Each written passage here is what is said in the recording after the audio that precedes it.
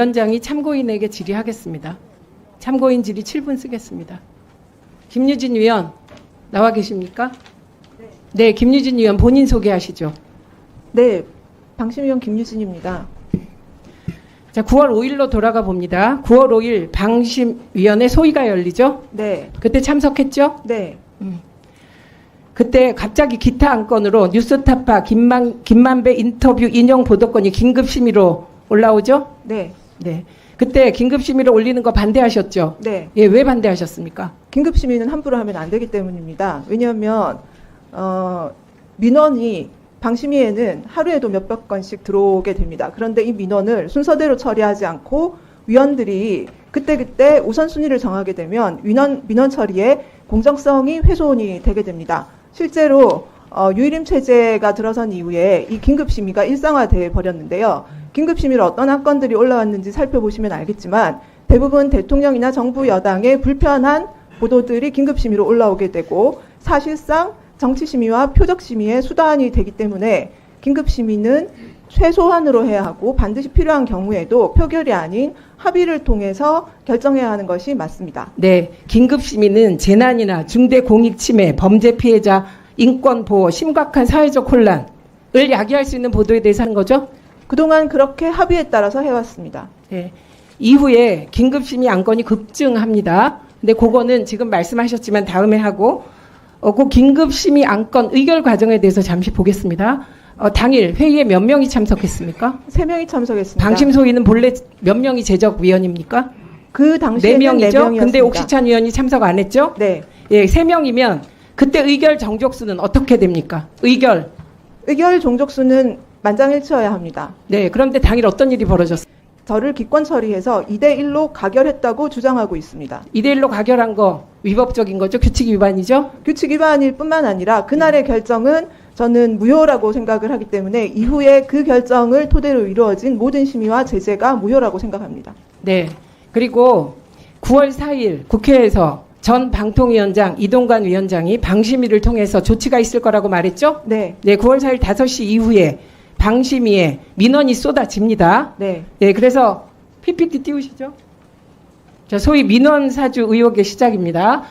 그 당시까지 총 165건, 188건이라고도 합니다. 살펴보겠습니다. 여기에 류일임 위원장 가족 지인 60건, 연관 의심단체 35건 맞습니다. 예, 다음 PPT. 자, 여기 쌍둥이 동생, 동생의 부인, 아들, 조카, 처제, 동서까지 민원을 넣습니다. 그리고 지금 직전에 근무하던 단체들 또 이렇게 많은 사람이 민원 넣습니다. 그 다음 보여주시죠. 류일임 위원장의 동생의 부인과 함께 대구 A수련원에서 근무하던 사람들까지 했습니다. 이분들은 강요하진 않고 부탁했다 이렇게 얘기했죠. 예, 여기에는 이런 분들도 있습니다. 네, 이게 어떤 형식으로 됐냐면 누군지 모르는 류일임 위원장의 동생이 말하기를 류일임 위원장의 후배가 부탁을 했다.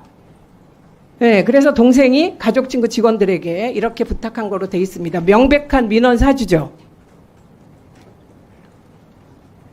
네, 그렇게 생각합니다. 그리고 긴급심의에 대해서 돌아가 봅니다. 그래서 긴급심의 안건이 그 이후에 9개월간 총 22건 있었습니다. 네, 그런데 그 22건 중에 80%에 육박하는 18건이 정부 및 여당 비판 내용이었습니다. 맞죠? 네. 네. 근데 제가 궁금한 게 긴급심의를 야기한 뉴스타파 김만배 인용 보도의 내용이 뭡니까? 혹시 기억하십니까?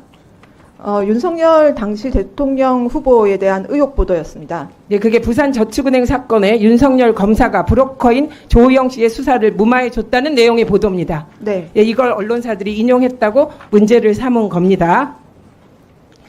그리고 이 중에 MBC 관련 보도가 22건 중에 혹시 몇 건인지 기억하십니까? 그것까지는 기억 못하겠습니다. 예, 20건입니다. 그리고 이 20건 중에 이게 긴급심의 안건 중에 MBC 건이 20건, 이 20건 중에 16건이 윤석열 정부와 여당을 비판 보도하는 겁니다. 박민 사장 이후 KBS는 신속심의 1건 문제없음 처리됐고요. 그런데 아이러니한 사실이 있습니다. 로이터 저널리즘 연구소 2023년, 2024년 뉴스 신뢰도 1위가 혹시 어딘지 아십니까? MBC입니다. 네, 그 프로테이지도 상당히 높습니다. 2023년 58%, 2024년 57%입니다. 좀 죄송하긴 한데 김유진 의원 개인 신상에 대해서 묻고 싶습니다. 방심위원회에서 잘린 적 있으시죠? 네, 해촉됐습니다. 네, 왜 해촉됐습니까? 해촉을 건의했던 사유는 회의 진행 방해와 비밀 유지 의무 위반이었습니다. 네, 법원에 갔죠? 네, 예, 법원에서 어떤 판결 내렸습니까? 집행정지 결정을 받았습니다. 네, 해촉에 집행정지 대해. 하면서 네, 지금 말씀한 해촉 사유에 대해서 법원이 입장을 밝혔죠? 네, 인정하지 않으셨던 걸로 기억을 하고요. 재판부가. 그리고 민원사주 의혹에 대한 진상규명이 공익성이 있다라는 문구가 들어있었던 것으로 기억합니다. 네. 김유진 위원은 윤석열 대통령을 상대로 소송을 걸어서 이겨서 국가와 윤석열 대통령을 상대로 소송해서 이겨서 돌아온 방심위원이십니다. 그렇게 돌아온 소회가 어떻습니까? 제가 돌아와서 기쁘다기보다는 저의 진상규명 노력에 정당성이 인정받은 것이 큰 의미가 있다고 생각합니다. 예, 방심위원 하면서 류일임 위원장 체제에 대해서 어떻게 생각합니까? 유일임 위원장 체제에서 심의기구가 언론통제기구로 전락을 했고 표적심의와 정치심의가 남발하고 있다고 생각합니다. 네, 수고하셨습니다. 들어가 주십시오.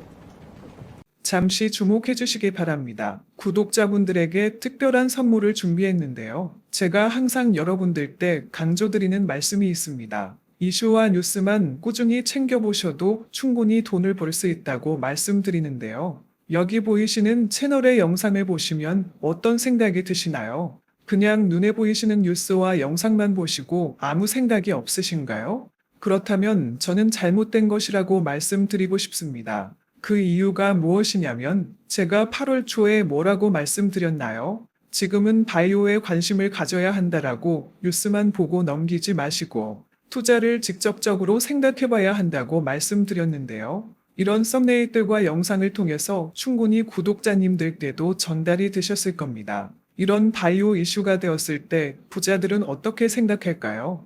바이오 관련주는 무엇이 있는지, 어떤 종목이 가장 좋을지, 어디에 투자해야 돈이 몰릴 수 있는지 자연스럽게 생각한다고 말씀드렸습니다. 지난번에 구독자분들과 함께하는 주식으로 수익 내기를 진행했었는데요. 100% 무료로 진행을 했고 이 사진을 보시면 아시겠지만 구독이라는 문자 메시지를 남겨주신 모든 시청자분들께 이렇게 바이오 관련주 중에 가장 급등할 확률이 높은 딱 한 종목을 드렸습니다.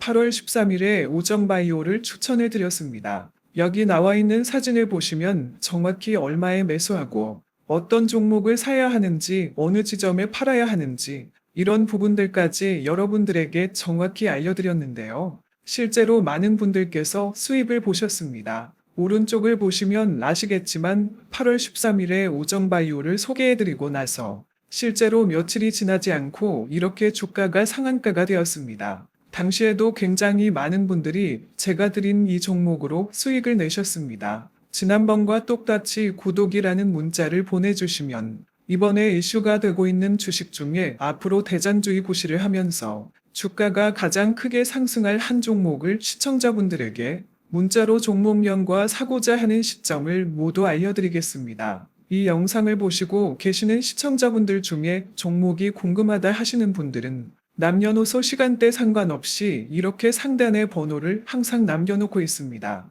전화번호 010-8025-2352 똑같이 무료 급등 주식 문자를 보내드리겠습니다.